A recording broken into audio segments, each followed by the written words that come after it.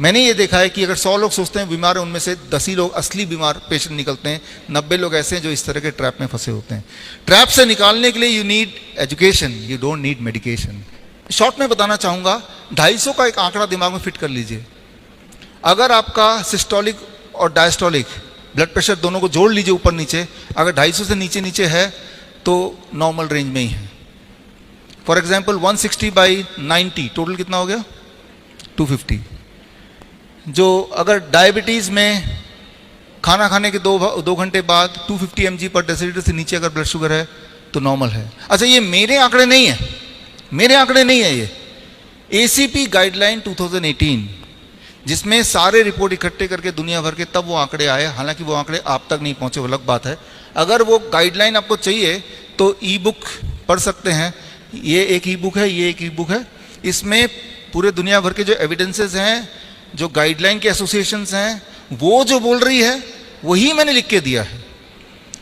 आप जो सुन रहे हैं वो मेडिकल साइंस नहीं, वो मेडिकल इंडस्ट्री की बात सुन रहे हैं, जहाँ पे कोई एविडेंस नहीं है।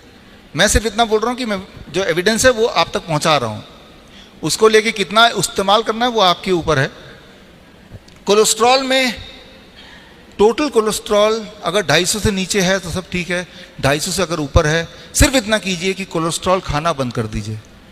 कैसे पता चलेगा किस खाने में कोलेस्ट्रॉल है? जो खाना जानवरों से आती है वही कोलेस्ट्रॉल होता है उसमें, जैसे अंडा, मछली, मीट या दूध से बना हुआ कोई भी चीज़।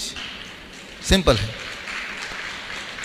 भगवान ने प्लांट को, पौधों को कोलेस्ट्रॉल बनाने की ताकत दी नहीं है। काजू पौधे से आता है या जानवर से आता है? पौधे से आता है, तो जीरो कोलेस्ट्रॉल। कैसे पता चलेगा कोलेस्ट्रॉल है कि नहीं? Just ask from where it is coming, that's all, right. तो ऐसा नहीं बोल रहा हूँ कोलेस्ट्रॉल कोई दुश्मन है, लेकिन ऐसा बोल रहा हूँ कि एक तरह का कोलेस्ट्रॉल जो बॉडी बनाती है और एक तरह का जो आप खाते हैं। बॉडी उतना ही बनाएगी जितना बॉडी को चाहिए। जो आप खाएंगे दैट बिकम्स एन एक्सेस।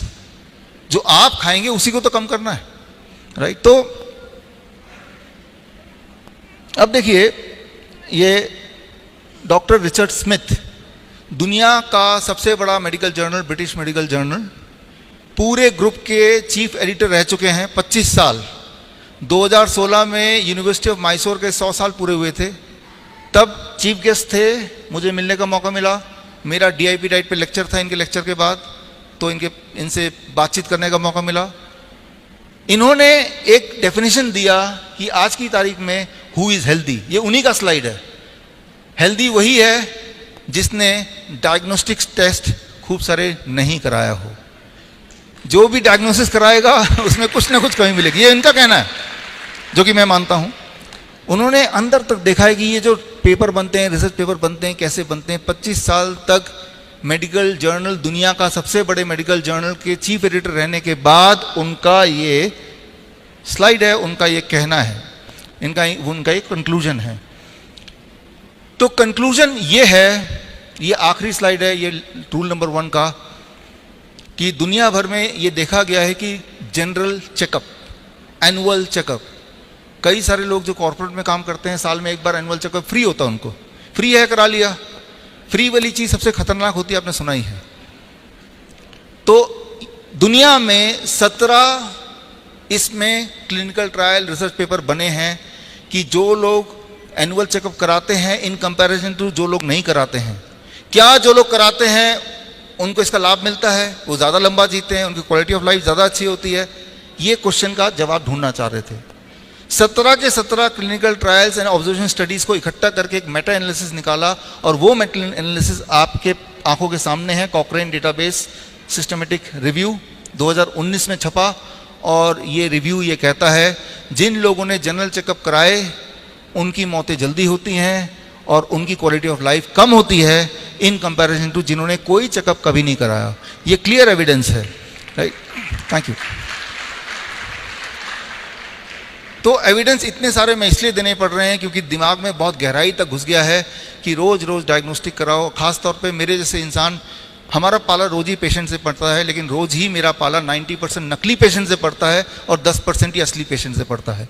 तो हो सकता है कि मेरा समय बच जाए कि नकली वाले पेशेंट समझ जाएं कि वो नकली पेशेंट एक्चुअली वो पेशेंट है नहीं, उनके दिमाग में घुसा दिया गया कि वो पेशेंट है। आप पेशेंट सिर्फ तभी हैं जब आपके बॉडी में कोई सिम्टम है। याद रखिए, अगर आपको कोई दर्द है, कोई पेन है, नींद नहीं आ रही, डिप्रेशन में है, यू आर रियल पेशेंट।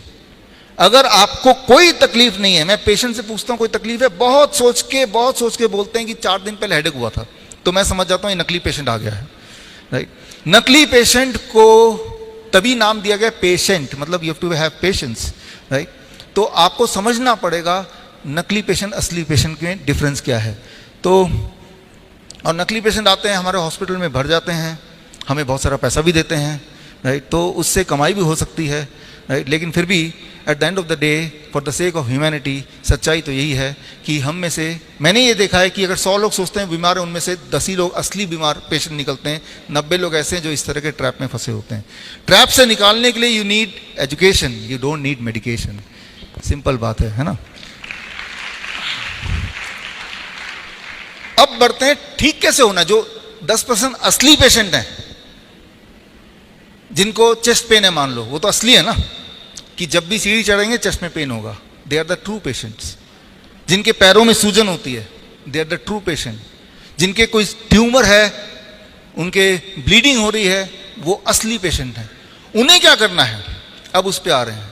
अगर आपको कोई भी दर्द है, अगर आपको ब्लीडिंग हो रही है, अगर आपको ट्यूमरस ग्रोथ है, तो हम अपने हॉस्पिटल में क्या करते हैं जो आप घर पे भी कर सकते हैं और क्या नहीं करते हैं, थोड़ा सा आगे चलते हैं समझाने के लिए, ताकि आप कंफ्यूज ना हो।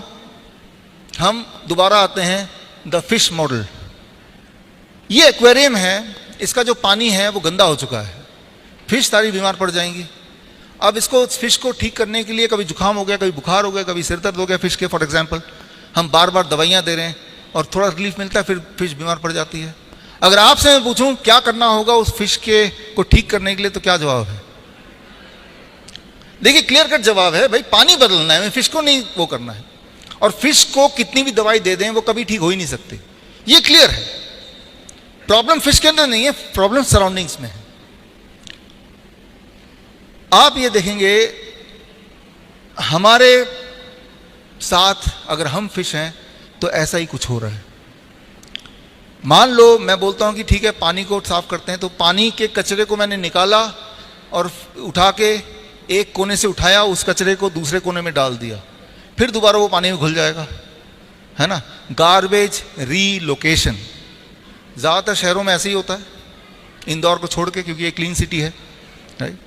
शहर के एक छोर से कचरा उठाया, किसी दूसरे छोर में जाके लगा दिया, क्योंकि कचरा गायब कहाँ होगा, इट इज ओनली रीलोकेशन। स्वच्छता क्या है कि यहां स्वच्छता दिखाना, यहां से साफ निकालो कचरा, एक और जगह पहुंचा दो, चांद पे तो भेज नहीं सकते उसको। रीलोकेशन यही तो होता है ना। हमारे बॉडी के साथ भी ये होता है। एक उदाहरण ले रहा हूं, आपका ब्लड शुगर ज्यादा आता है, मान लो आप ट्रू पेशेंट हैं, ट्रू सच्ची में 300 400, जिससे आपको बहुत तकलीफ होती है, सिम्टम आते हैं, आप पेशाब करते हैं तो वहाँ चींटियाँ इकट्ठे हो जाती हैं, ठीक है ना, कमज़ोरी है आपको, तो आप ट्रू पेशेंट हैं। लेकिन जैसे ही आपने दवाई ली तो ब्लड शुगर चेक किया, ब्लड शुगर भी कम, सिम्टम भी चले गए। तो कभी आपने सोचा वो जो दवाई अपने ब्लड शुगर की ली, उसने ब्लड के शुगर को उठा के मैजिकली कहाँ गायब कर दिया? ब्लड का शुगर तो कम हो रहा है, ब्लड में शुगर कम है, तो वो शुगर गया कहाँ? दवाई इतना करता है कि ब्लड से शुगर को लेता है और रीलोकेशन ऑफ गार्बेज आपके किडनी में, आपके हार्ट में, आपकी आंखों के पीछे, आपके स्किन के पीछे, आपके जेनेटिक्स के हिसाब से कहीं ना कहीं आपके जॉइंट्स के बीच में। तो वही वाला पेशेंट कुछ समय बाद बोलता है मेरा शुगर तो नॉर्मल है, लेकिन पता नहीं जोड़ों में बहुत दर्द है। वही वाला पेशेंट 10 साल बाद मिलेंगे तो वो किडनी पेशेंट बन जाएगा, पैरों में हाथों में सूजन होगी, जबकि ब्लड शुगर नॉर्मल था। It is a garbage relocation. जितनी सारी दवाइयां हैं वो प्रिंसिपल, इसी प्रिंसिपल पे काम करती है कि गार्बेज एक जगह से उठाओ बॉडी के, और बॉडी के ही कहीं ना कहीं और छुपा दो, तो उस वाले पैरामीटर को मेजर करेंगे तो वो ठीक दिखेगा, लेकिन अल्टीमेटली वो पेशेंट ज्यादा बीमार है। समझिए इसको, आपका इरादा, आपका गोल कोई एक नंबर को नहीं चेज करना है, आपका गोल है कि ओवरऑल हेल्दी फील करना। तो जब भी आप दवाई लेके ब्लड शुगर को कम करेंगे तो याद रखिए वो जो दवाई है वो सिर्फ गार्बेज रीलोकेशन। अगर हम इस पानी से कचरा निकाल के फिर दोबारा किसी और कोने में डाल दें, फिश कभी भी ठीक नहीं होने वाले। और ये सिर्फ ब्लड शुगर की बात नहीं कर रहा हूं, जितनी सारी दवाइयां बनी हैं सबका मैकेनिज्म एक ही है, बल्कि इससे भी भयंकर।